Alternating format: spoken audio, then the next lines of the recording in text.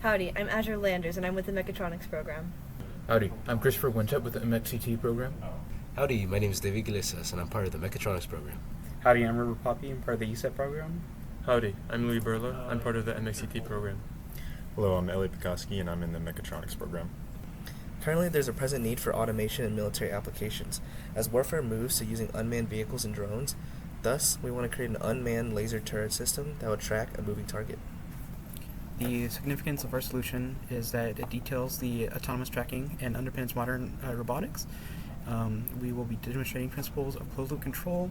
We will be providing foundational skills for advanced engineering applications, including surveillance, motion controls, and autonomous vehicles. Examples of existing solutions are commercial gimbals for TVs and movies, automated defense turret simulators, and robotics arms with PID stabilization.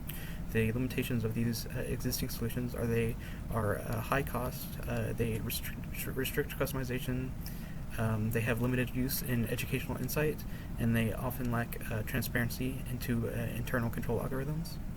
Our solution to this problem involves using PID for closed-loop control of a laser turret system. This laser turret uses two servo motors to provide 2 degrees of freedom in the yaw and pitch directions, as well as a laser diode which points at the target as the system tracks. This allows for the time-of-flight sensors to read the position data from the moving target. The servos then use the control to smoothly track the target as it moves. Meanwhile, the laser consistently points at the target, showing how the turret would shoot. Our full project, what seems like one full system, is actually composed primarily of 2 subsystems, and these 2 subsystems are equivalent. Each are composed of 2 sensors, which we combine to create one error input, the sensor difference being the input. This is followed by you can see in this diagram, a PID controller, and then a servo actuation. We have 2 for the X direction and another for the Y direction. On this slide you can see our transfer functions. We found these Kp, Ki, and Kd values first by estimating using our steady state error of around 5%, and then we did some manual fine-tuning. Our numbers are not so precise, like 5.2 or 5.3, because we found that adding any more precision to these numbers did not significantly change the performance of the plant's due characterization. This transfer function was found by a published paper, a reference, using the same servo at the same movement speed of 300 degrees per second.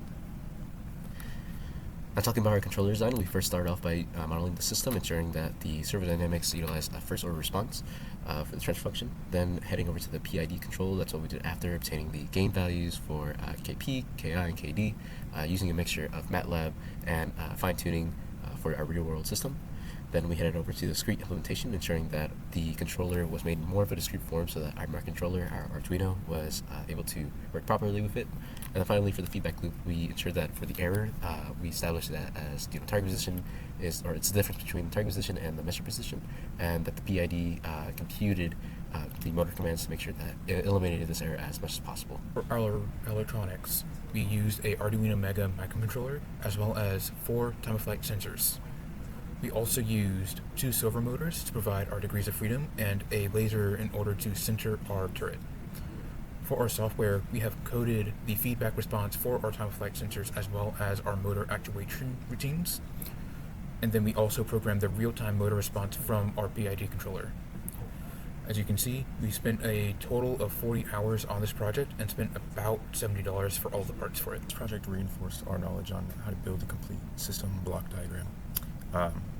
We also reinforced how to evaluate those different controller options before we were able to select PID as the appropriate controller for our design. We learned to convert the system then into discrete time domain for digital implementation. And then we learned how to troubleshoot our custom electronics and software to be able to work with our Arduino code that we learned to write and then upload into our control system to interface properly with the drive and plant functions.